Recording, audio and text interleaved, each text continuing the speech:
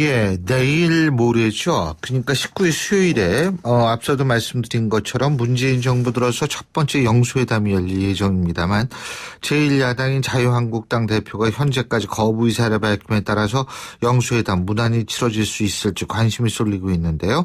자, 바른정당의 이해운 대표 전화 연결해서 입장 들어보겠습니다. 이 대표님 안녕하십니까? 네, 안녕하세요. 예. 자, 문재인 정부 들어서 첫 번째 영수회담이죠. 그죠? 네, 그렇습니다. 예. 그러면은 이 자리에 가시면 이것만은 꼭 좀 얘기하고 싶다. 바라는 점이 있다면 어떤 겁니까? 네, 가서 저는 정상외교 결과를 설명하시는 이제 영수회담이다 보니까 예. 지난번 한미 정상회담도 그렇고 G20의 정상외교도 그렇고 대북 문제가 가장 결정적으로 중요한 안건이었는데 그 부분에 대해서 이제 저희들 입장에서 좀 아쉬운 대목들이 있었습니다. 예. 그런 부분을 좀 말씀드리고요. 그다음에 한미 FTA 재협상 이 문제도 저희들이 보기에는 너무 그 사드 문제를 긁어부스럼을 만드는 것 아닌가. 그래서 사드가 전면적으로 의제화되는 것을 좀 막으려고 거기에 너무 많은 부분들을 소진하다 보니 국익이 걸린 중대한 문제인 이 한미 FTA 재협상 부분에 있어서는 조금 대응이 소홀한 측면이 있었다. 이런 부분을 일단 좀 말씀을 드리려고는 해요. 하지만 한미 FTA는 지금 일단 잘잘못을 따지고 있는 것보다 발등에 떨어진 불이 되어버렸으니 미국이 공식 요구해 온 거 아니겠습니까? 앞으로 어떻게 여야가 똘똘 뭉쳐서 국익을 위해서 이것을 대응해 나갈지에 대한 논의를 좀 했으면 좋겠습니다. 예. 근데 그 자유한국당 홍준표 대표는 지금 말씀하신 한미 FTA 문제 때문에 불참하겠다. 지금 이런 입장 아니겠어요? 그죠? 저는 좀 답답합니다. 예. 지금 대한민국 그렇게 한가한 때가 아니고 갈 길이 무척 바쁘거든요. 북핵도 우리가 이루고 있는 사이에 단 한 시간도 쉬지 않고 계속 북핵의 시계는 째깍째깍 돌아가는 거고 한미 FTA 재협상은 이미 발등에 떨어진 불이 돼버렸는데 우리가 똘똘 뭉쳐서 이 문제를 대응해도 지금 시간이 모자랄 판인데 6년 전에 내가 하는 일 반대한 적 있지? 아니 이렇게 얘기하는 게 무슨 애들도 아니고 감정풀이나 하면서 토라져 있을 그런 한가한 때는 아니라고 봅니다. 어쨌든 홍준표 대표가 없더라도 영수회담은 계속 해야 된다 이런 생각이신가요? 홍준표 대표 오셔야죠. 그리고 지금 원내대표 내보낸다 이렇게 말씀하시는데 저는 그 부분도 참 답답해요. 원내대표는 국회의원들의 대표입니다. 그리고 당대표는 각 당을 지지하는 국민들의 대표 아니겠습니까? 근데 대통령께서 대한민국을 대표해서 국가 원수로 국제무대에 나가서 정상외교를 하고 돌아온 그 결과를 국민들께 설명하겠다는 거니까 당연히 국민의 대표인 당대표들에게 하는 게 맞고요. 그럼 그런 결과 설명을 국회의원들 대표인 원내대표에게 한다는 거는 국회의원들만 들으라는 거는 좀 오만한 발상 아니에요? 그리고 지금 이렇게 여러 가지 나라가 처한 중대한 사안들이 생겼을 때는 지금 옛날 몇 년 전에 누가 잘못했고 잘했고 사과했고 안 했고 이런 거 가지고 따질 때가 아니라 머리를 맞대고 대한민국에 뭐가 가장 좋은 방안일지 찾는 그런 논의의 테이블에 나오셔야죠. 그리고 한때는 대통령이 되겠다고 하셨던 그런 지도자가 되겠다고 하시는 분이라면 그렇게 개인적인 사사로운 감정보다는 나라를 우선 생각해 주셔야 됩니다.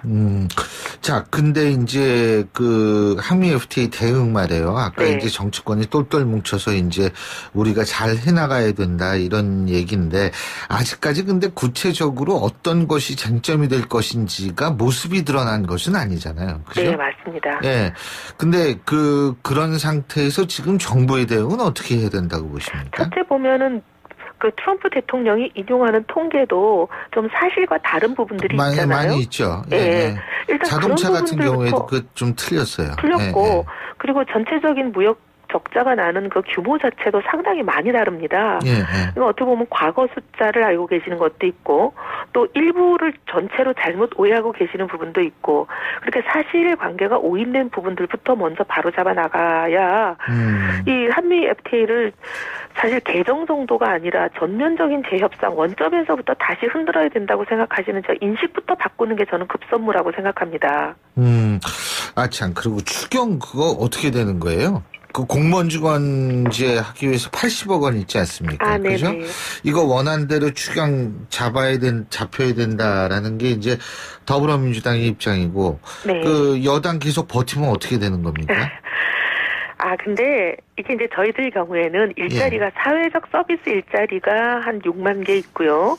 또 공무원 일자리가 있지 않습니까?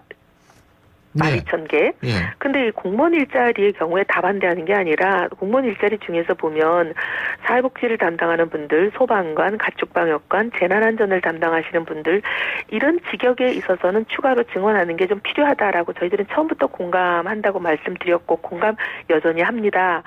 그런데 이제 국가 예산을 쓰는 그 기준과 절차가 있는 거거든요. 법을 만들어둘 만큼. 그 법에는 이거는 추경에 맞지 않고 본예산에 맞으니까 저희는 추경보다 본예산에 반영하도록 노력하겠다는 거예요.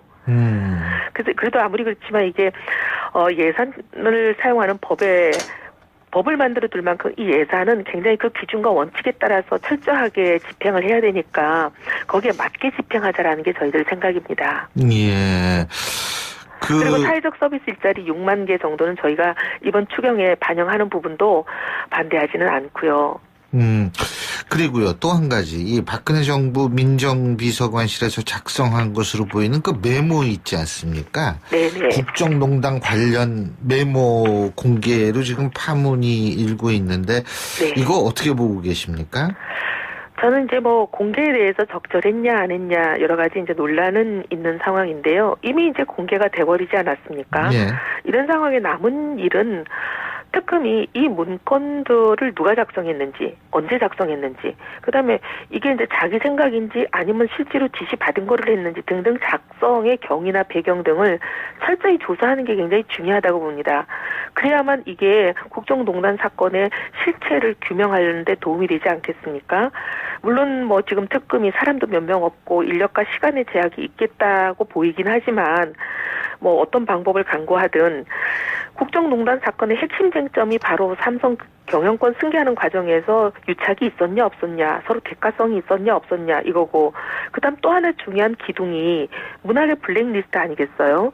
그리고 이 문학의 블랙리스트 진상을 만약에 이 메모가 진짜이라면, 사실이라면 상당히 그 진상이 밝혀질 수 있는 대목들이 나왔습니다.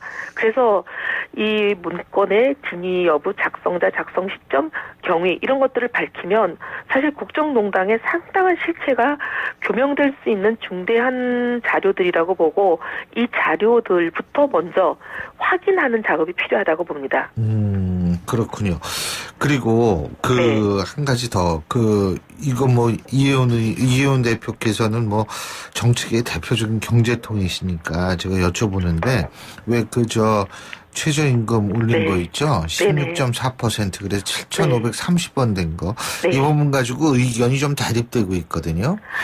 그죠? 사실 이제 이렇게 한 번에 16.4%가 오르면 최저임금을 그동안 아주 낮은 수준에서 받고 있어서 생활이 어렵던 분들의 굉장히 희소식이죠. 그래서 반기는 사람이 있는 건 당연한데 거꾸로 이제 갑자기 인건비 부담이 폭등을 하게 돼서 영세 사업자나 중소기업을 경영하시는 분들 이런 분들도 당연히 어려워지는 면이 있고 또 이렇게 이분들이 어려워지면서 인건비 부담을 많이 압박을 느끼면 내가 혹시 고용해서 불이익을 당하는 건 아닌가, 내가 해고되는 건 아닌가, 이렇게 불안에 시달리는 근로자들, 그리고 또 이제 취업의 기회를 갖지 못하는 것이 아닌가 걱정하는 취준생들, 또 반대로 어려워지는 분들도 있는 건 사실입니다. 그게 현실인 걸 어떡하겠어요.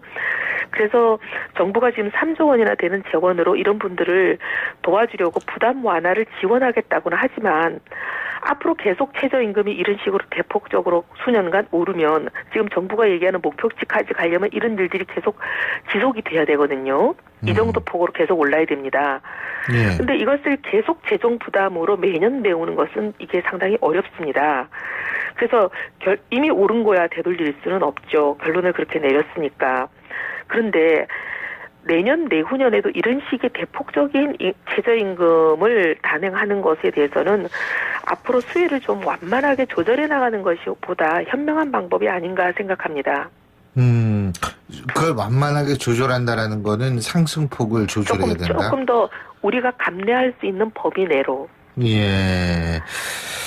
알겠습니다. 그리고 바른정당에서 최근 박종진 전 앵커 영입했죠, 그렇죠? 네네. 예.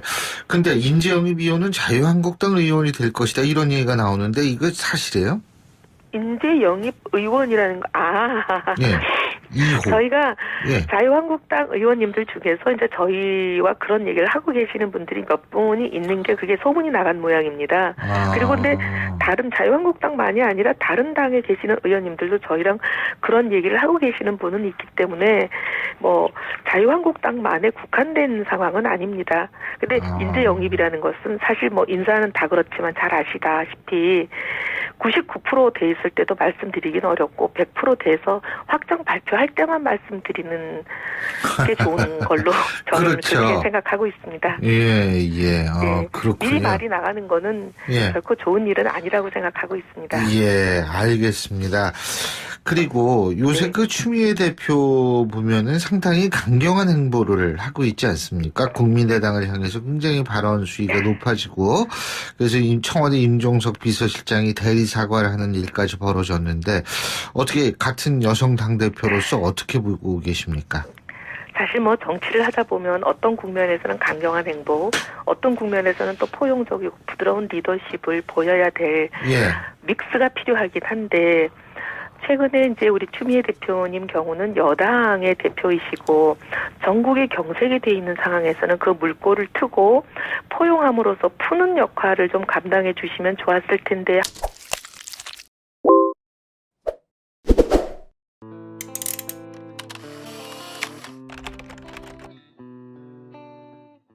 예, 내일 모레죠. 그러니까 19일 수요일에 앞서도 말씀드린 것처럼 문재인 정부 들어서 첫 번째 영수회담이 열릴 예정입니다만 제1야당인 자유한국당 대표가 현재까지 거부 의사를 밝힘에 따라서 영수회담 무난히 치러질 수 있을지 관심이 쏠리고 있는데요.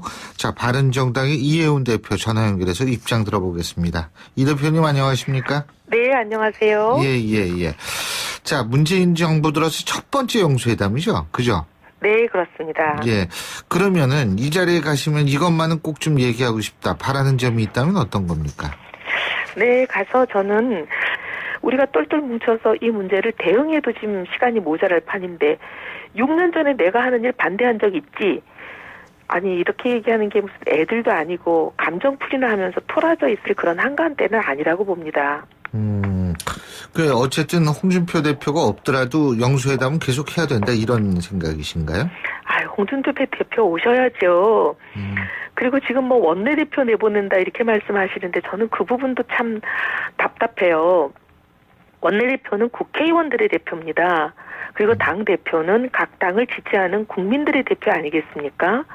근데 대통령께서 대한민국을 대표해서 국가 원수로 국제 무대에 나가서 정상 외교를 하러 해요.